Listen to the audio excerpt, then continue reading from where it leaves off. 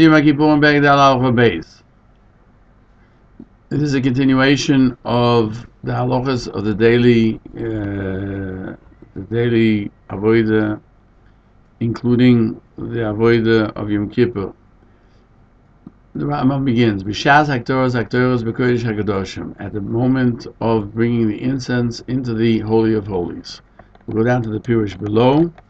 Through the Kohen Gadol, of course, has to do it. Since they separate themselves only from the outer room, which is called the Heichel, the outer rooms. As it says in the Posik, no person should be in oil moed when he comes to go into the Holy of Holies. But they do not have to separate themselves from the ulam and the mizbeach.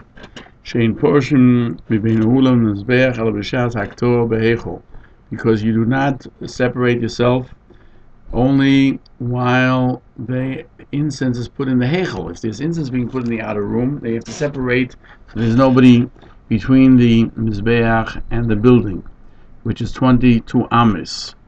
That's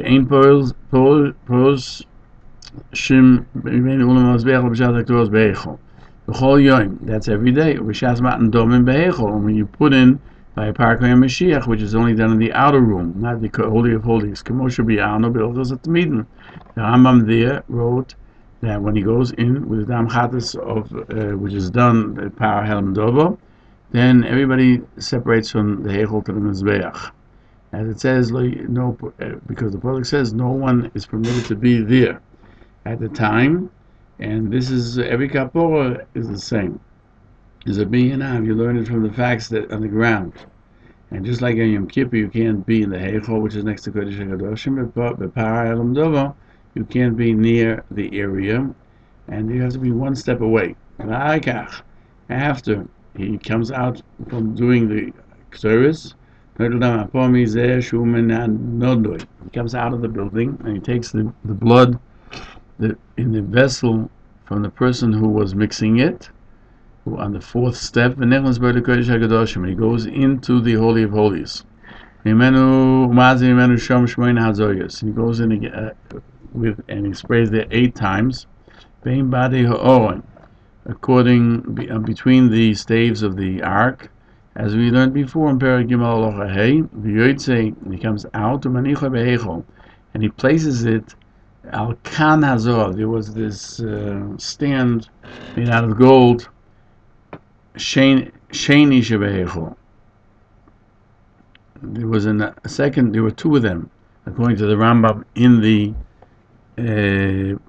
heichel, where you would be able to place one for the blood of the par, and one of them for the blood of the goat, the bull and the goat. And afterwards he goes out from the heichel and he slaughters the soya. That is it. Now, so he's done the incense, and he's brought in the blood of the par, and he then slaughters the soya, and he receives the blood.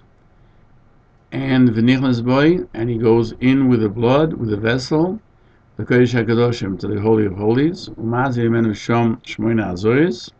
And there again he does 8 sprays of blood, between the staves of the Orain, like he did by the par, at 1 above and 7 below. And he places it on the second pedestal, which is standing there to accept it. Then he goes back to the other pedestal, which has the blood of the bull, and then he sprays on the curtain separating the Kodesh HaKadoshim from the Kodesh, Keneged HaOrain, directly opposite where the Oran is inside the Kodesh HaKadoshim, Shmoina Hazoyos. Again, 8, 1 above and 7 below.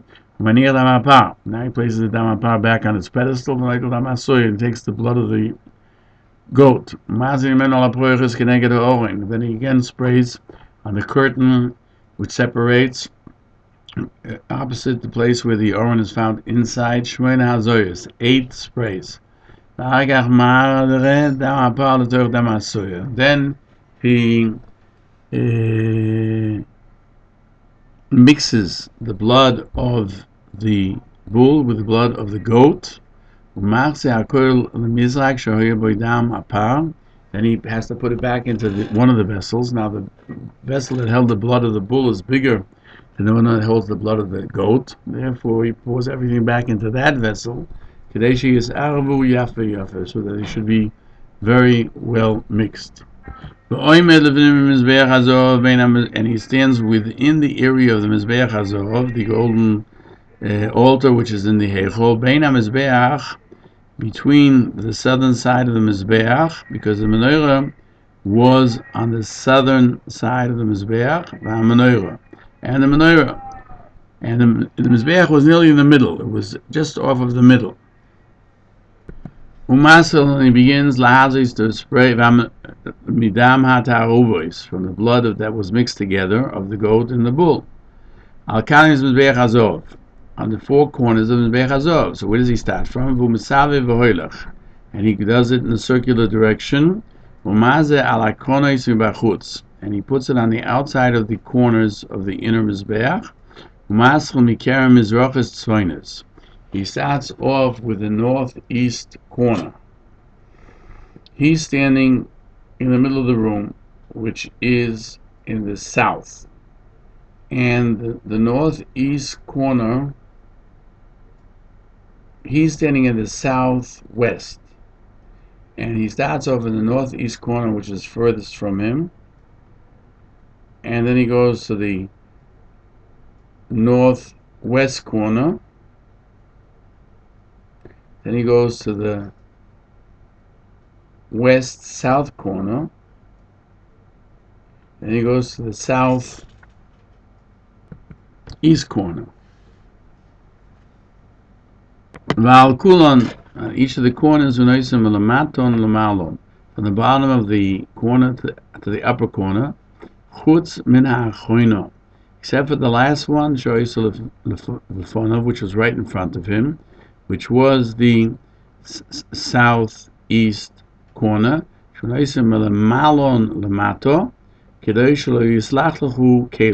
order that his garments, his hand has a sleeve, and the sleeve, if he goes from below up, the sleeve will catch on the blood and will become bloody. And he pushes away the coals, and the ash of Mizbeach HaZor, which is left over from the morning's incense, the regular daily incense in the morning. He pushes it to both sides, until you see the gold top of the Mizbeach.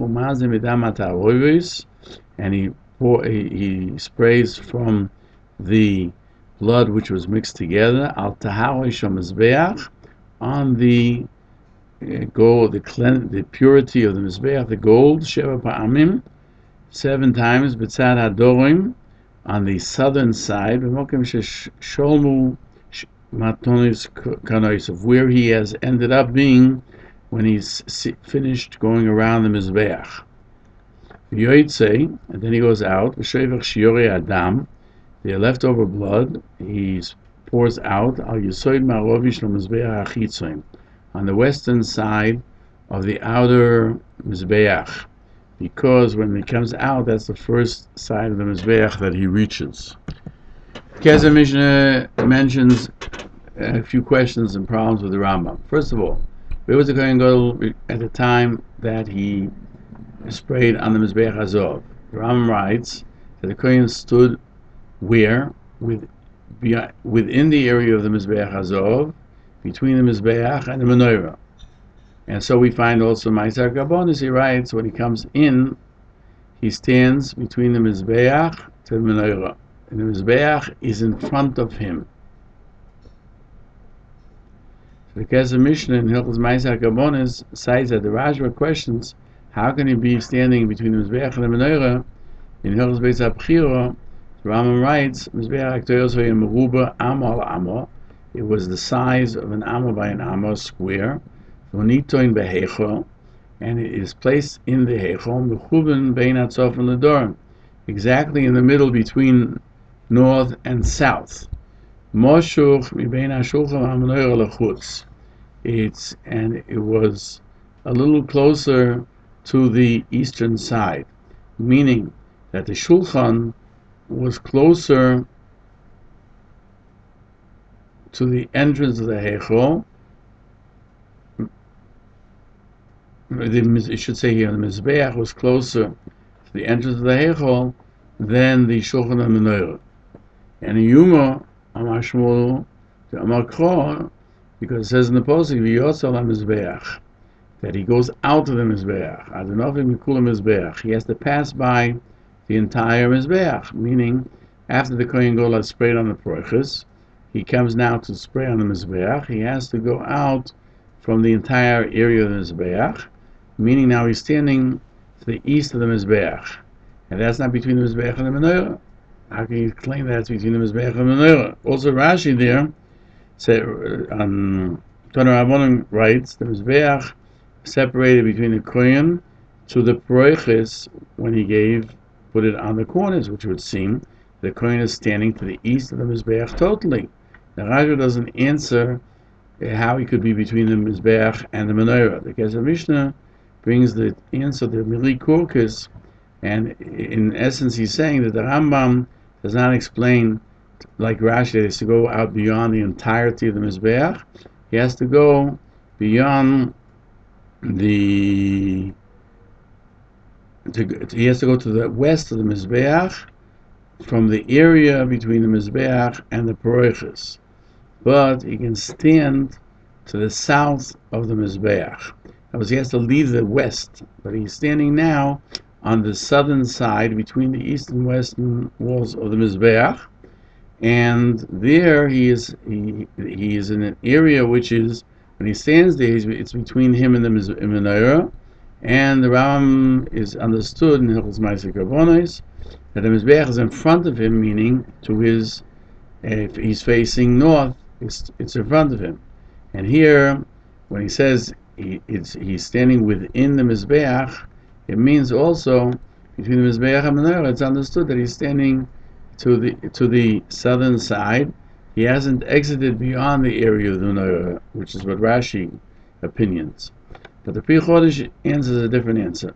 Even Rambam is of the opinion, like Rashi, that the Kohen has to go outside the whole area of the Mizbeach and stand east of the Mizbeach. And what the Rambam writes, that Kohen stood within the area of the Mizbeach, is a mistake. You have to edit it before the Mizbeach, like the Rambam tells Ma'aseh Kabonis, and the Mizbeach is in front of him. And so the Radvaz wants to change the text. Now, Pri Chodesh says that the Kohen did not stand facing the eastern section of the Mizbeach, like it seems to say from Rashi, but rather on the southeast, in the ear that's between the Mizbeach to the Menorah. Further, it's been pointed out that the Rambam writes, and he goes around it, and he sprays on each of the corners. It would seem that he goes physically with his feet around the Mizbeach. There's a disagreement in the Mishnah 58b. Tanakama says he goes around it with his feet. But the other says he stood there and he would just stretch his hands out, and all the corners he would place it from the bottom to the top, except from the one that was closest to him, where he would do it from the top to the bottom, so his sleeves, his garments would not become bloody. Editorial comment. In Hashemayim, we were able to ask the Peirush HaGadol, Rabbi Eliashiv Shlita Zatzal, on the Posuk, that the Kohen Gadol can only come with his own chattas and his own ram. Why does the Kohen Gadol bring his own ram? The Gemara questions this, and the answer, because he has to atone first for himself and his household and his brothers, the Kohanim. But why did the Torah tell him to bring an ayil? And after I asked permission to answer, and I received permission, I explained that all of the service of the day is found in Achri Mois, in proximity to the death of the two children of Aaron, when they brought something they weren't supposed to, and therefore that was their death. It's called Sreifa. which is basically where the body remains complete.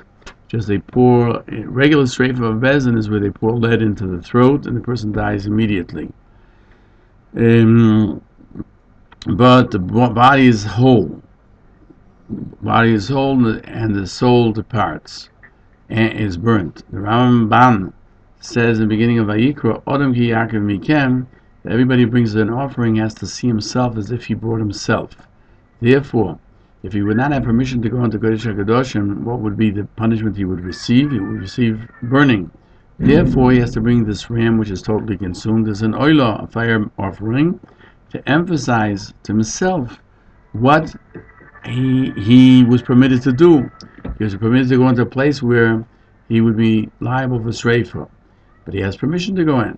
And I had the merit to have Yashiv agree with what we said, and he also gave me a bracha that the Peirush should be with success. We hope it will continue to do so. We visited by Rosh Yeshiva's Mir, Rabbi Nosson Tzvi Finkel, and he showed us, when we discussed learning the Rambam, that his grandfather, Lezer Yehuda Finkel, he told me, would finish every year twice Shas with the Rambam. We also visited the Shiur of Lakewood, Makil Kotler Shlita. We got his blessing. We visited with the Rosh Yeshiva Torah V'das, Agoin Rabbi Yosef Savitsky Shlita, and even though he doesn't write Haskomas, he gave his warm blessings.